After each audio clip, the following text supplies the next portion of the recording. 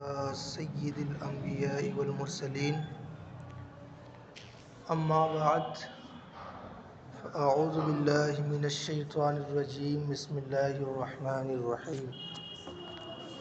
ساتھ مل کر پڑھیے الصلاۃ والسلام علیک یا رسول اللہ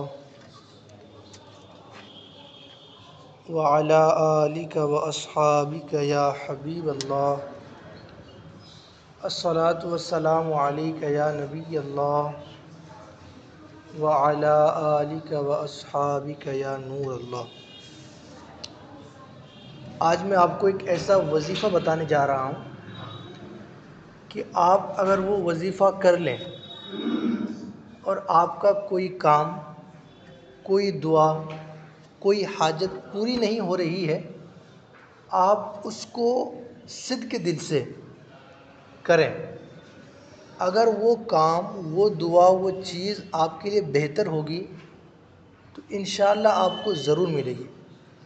اور وہ ایسا وظیفہ ہے کہ جو احادیث میں، کتابوں میں بتایا گیا ہے کہ اس کو کرنے سے تو یہ چیزیں ملتی ہے، اور حتیٰ کہ مجھے خود اس کا تجربہ ہے کہ میں نے بھی کئی مرتبہ اس کو کیا اور مجھے کئی مرتبہ اسی دن یا اس کے فوراً والے دن مجھے اس کا رزلٹ ملا ہے۔ وہ وظیفہ کیا ہے؟ اللہ کے آخری نبی محمد عربی صلی اللہ تعالی علیہ وسلم نے ارشاد فرمایا کہ جمعرات کی مغرب کے بعد، آج تو ایسے بدھ ہے، کل جو جمعرات ہے، جمعرات کی مغرب کے بعد سے لے کر جمعہ کی مغرب سے پہلے کیونکہ اسلامی کیلنڈر میں جو نا ٹائم یا دن یا تاریخ جو چینج ہوتی ہے وہ مغرب سے مغرب، جیسے عیسوی لے لیجئے، انگریزی لے لیجئے تو 12 بجے سے لے 12 بجے تک رات، لیکن اردو میں یہ مغرب سے لے کر مغرب چینج ہوتا ہے۔ تو یعنی جمعہ کا دن، جمعرات کی مغرب کے بعد سے لے کر جمعہ کی مغرب سے پہلے وظیفہ کرنا۔ وظیفہ کیا ہے؟ اللہ کے حبیب صلی اللہ علیہ وسلم نے ارشاد فرمایا کہ جو مجھ پر جمعہ کے دن جو وقت بتایا 100 مرتبہ درود پاک پڑھے، کیا مرتبہ؟ 100 مرتبہ درود پاک پڑھے تو اللہ تبارک و تعالیٰ اس کی 100 حاجتیں پوری فرمائے گا۔ کتنی؟ 100 حاجتیں پوری فرمائے گا۔ ان میں سے 70 حاجتیں آخرت کی ہوں گی اور 30 حاجتیں دنیا کی ہوں گی۔ آپ اگر کوئی کام آپ کا اٹک گیا ہے، کوئی دعا آپ کی قبول نہیں ہو رہی ہے، آپ اس کو جمعہ اور جمعرات والے دن کر کے دیکھیں، 100 مرتبہ درود پاک پڑھیں اور اللہ پاک کی بارگاہ میں اس وسیلے سے حضور صلی اللہ علیہ وسلم کا وسیلہ پیش کر کے دعا کریں۔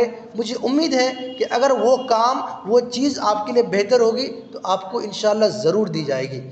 صلو علی الحبیب صلی اللہ تعالی علیہ وسلم۔ آج ایک بہت ہی اہم اور بہت ہی ضرورت والا ٹاپک آپ کے سامنے بیان کروں گا۔ ہم میں سے جتنے بھی لوگ دنیا میں ہیں، یا تو ہم کسی کے اوپر ہیں یا ہمارے کوئی نیچے ہے۔ جیسے میں گھر کا بڑا بھائی ہوں تو میرے نیچے میرے بھائی بہنیں ہیں، تو میں بھائی بہن کے حساب سے میں بڑا ہوا، اور میرے دادا دادی، میرے والدین کے حساب سے میں چھوٹا ہوا۔ تو دنیا میں جتنے بھی لوگ ہیں وہ ایک اعتبار سے نیچے ہے، ایک اعتبار سے اوپر ہے۔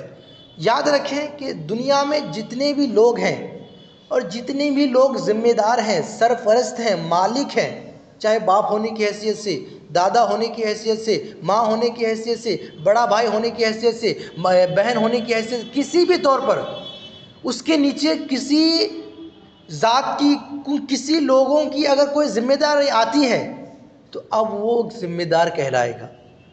میں والد صاحب ہوں تو میری ذمہ داری ہے کہ میں اپنے تحت اپنی اولاد کی، اپنے بیوی بچوں کی، اپنے پوتے پر پوتوں کی یہ ذمہ داری ہے کہ میں انہیں اچھا راہ دکھاؤں۔ ایک بڑا بھائی ہوں، یہ میری ذمہ داری ہے کہ میں اپنے چھوٹے بھائی بہنوں کی، نیچے جتنے بھی ہیں ان کو میں اچھا راہ دکھاؤں۔ قرآن پاک میں بھی اس چیز کو بہت اچھے انداز میں بیان کیا گیا ہے۔ اللہ کے حبیب صلی اللہ تعالی علیہ وسلم کو، حضور صلی اللہ تعالی علیہ وسلم کو اللہ تبارک و تعالی حکم دیتے ہوئے ارشاد فرمایا، یا ایھا الذین آمنوا قوا انفسکم واہلیکم نارا وقودھا الناس والحجارہ، کہ اے ایمان والو، تم خود کو اور اپنے گھر والوں کو، پہلے خود کو بچانا ہے، اور خود ہی نہیں بچے اور دنیا کو بچانے چلے تو یہ عقل مندی نہیں ہے۔ پہلے خود کو، اس کے بعد اپنے گھر والوں کو اس جہنم کی آگ سے بچاؤ جس کا ایندھن، جس کی لکڑی کوئی پتھر، جس کی لکڑی درخت وغیرہ کی نہیں ہوگی، بلکہ جس کا ایندھن انسان اور جنات ہوں گے۔ یعنی ہم چولہا جلاتے ہیں تو اس کے لیے لکڑی کا یوز کرتے ہیں، لیکن جہنم کی آگ جو جلائی جاتی ہے اس کے لیے لکڑی کا یوز نہیں ہوگا، اس کے لیے انسان اور جنات کے ذریعے اس آگ کو بھگویا جائے گا۔ تو فرمایا گیا کہ اے ایمان والو، پہلے تم خود کو، اس کے بعد اپنے گھر والوں کو جہنم کی آگ سے بچاؤ۔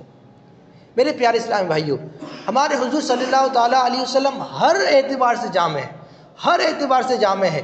یعنی آپ جس پہلو سے بھی لے، آپ نبی ہونے کی حیثیت سے بے مثل و بے مثال، آپ رسول ہونے کی حیثیت سے بے مثل و بے مثال، آپ والد ہونے کی حیثیت سے بے مثل، ہر طرف سے ہمارے نبی باکمال ہے۔ ایک واقعہ سنیے گا، ایک مرتبہ ایک نوجوان، ایک جو نوجوانی کا دور ہوتا ہے، ایک امتحان کا بھی دور ہوتا ہے اور ایک ذمہ داری کا بھی دور ہوتا ہے۔ اسی نوجوانی کے دور میں ہمیں اپنے مستقبل کے لیے کچھ کرنا ہے، اور اسی نوجوانی کے دور میں جو نفسانی شہوات ہے، نفسانی خواہشات ہے، دوسروں کی طرف جو اپنے آپ کو مائل کرنے کی خواہشات زیادہ پائی جاتی ہے۔ تو ایک نوجوان حضور صلی اللہ علیہ وسلم کی بارگاہ میں آ کر عرض کیا، اور اس وقت بہت سارے صحابہ کرام پاس بیٹھے ہوئے تھے۔ آ کر عرض کی، یا رسول اللہ مجھے زنا کرنے کی اجازت دیجیے۔ کیا سوال تھا؟ یا رسول اللہ مجھے غلط کام، بدکاری، زنا کرنے کی اجازت دیجیے۔ یہ کتنا خطرناک سوال تھا۔ اگر میں بڑا بھائی ہوں، آپ والد صاحب ہیں، آپ دادا ہیں، اور آپ سے اپنا نیچے والا کوئی اگر پوچھے کہ ابو مجھے یہ کرنا ہے وہ کرنا ہے، تو آپ اس وقت کیا ریئیکشن کریں گے؟ آپ کا جواب کیا ہوگا؟ آپ کا حکم کیا ہوگا؟ اللہ اللہ، ہمارے نبی کا نرالا انداز دیکھیں۔ جب اس نوجوان نے پوچھا، عرض کیا، سوال کیا، حضور مجھے زنا کرنے کی، بدکاری کرنے کی اجازت دیجیے، تو صحابہ کرام کو غصہ آ گیا کہ یہ کیسی باتیں کر رہے ہو، کس کے سامنے؟ نبی کے سامنے ایسی باتیں کرو گے؟ تو صحابہ کرام اپنی تلوار نکال لیے، اس کو مار دیں گے، لیکن ہمارے نبی نے فرمایا ٹھہر جاؤ ٹھہر جاؤ۔ صحابہ کرام غصے میں آ گئے کہ کیسی باتیں کر رہے ہو تم حضور کے سامنے؟ ہمارے نے فرمایا ٹھہر جاؤ ٹھہر جاؤ۔ تو اس نوجوان کو ہمارے نبی نے فرمایا کہ تم قریب آؤ میرے۔ وہ نوجوان قریب آیا اور پوچھا کہ بتاؤ، جو تم سوال کر رہے ہو، اگر وہی کام جو تم کرنا چاہ رہے ہو، اگر وہی کام کوئی تمہاری ماں کے ساتھ کرے تو تم کو کیسا لگے گا؟ تو اس نے کہا یا رسول اللہ، اللہ کی قسم مجھے بالکل اچھا نہیں لگے گا، اور مجھے پتہ چل جائے تو میں اس کی جان لے لوں گا۔ اس طرح کا مفہوم تھا۔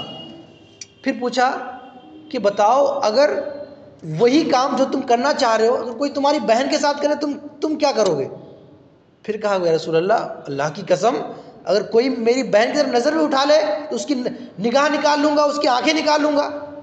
پھر کہا کہ بتاؤ، اگر وہی کام تمہاری بیٹی کے ساتھ کوئی کر لے، تمہاری بیوی کے ساتھ کوئی کر لے، اس طرح خالہ، پھوپھی، مامی، اس طرح کئی رشتے گنوائے ہمارے نبی صلی اللہ علیہ وسلم نے۔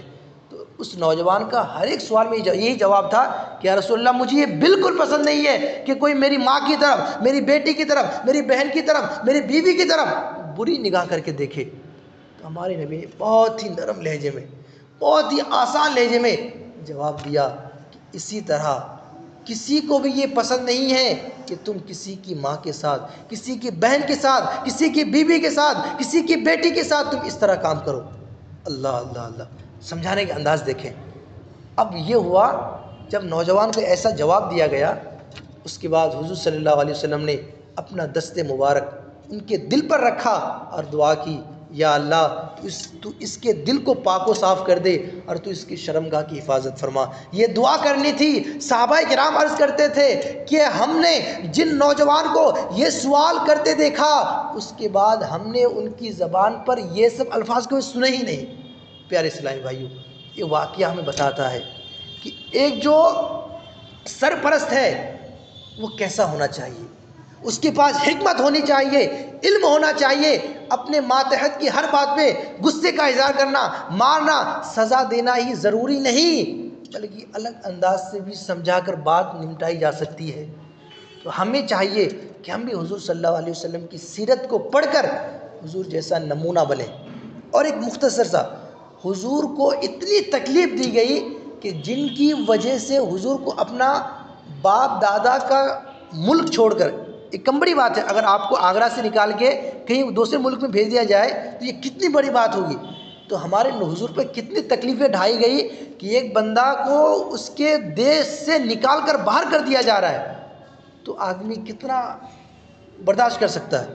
تو جب مکہ فتح ہوا 10 سال بعد، تو جب تمام مکہ والوں کو جو کافر تھے انہیں قید کر لیا گیا، ہر طرف لاکھوں لاکھ صحابہ کرام حضور ممبر پر کھڑے ہیں، اور تمام کافرین مکہ کے اب ڈر رہے ہیں بہت زیادہ کہ ہم نے تو بہت ستایا، ہم نے تو بہت ظلم کیا، آج ہمارا کیا ہوگا، آج ہماری خیر نہیں. سارے لوگوں ایک دم پریشانی سے، ایک دم ڈر سے خوف زدہ ہے، لرزہ ہے. تو ہمارے نبی اس وقت کیا مثالی جواب دیے کہ اے مکہ والو سنو، آج تم پر میری جانب سے کوئی انتقام نہیں، جاؤ میں نے تمہیں معاف کر دیا. یہ ایک نمونہ ہے. تو ہمیں چاہیے کہ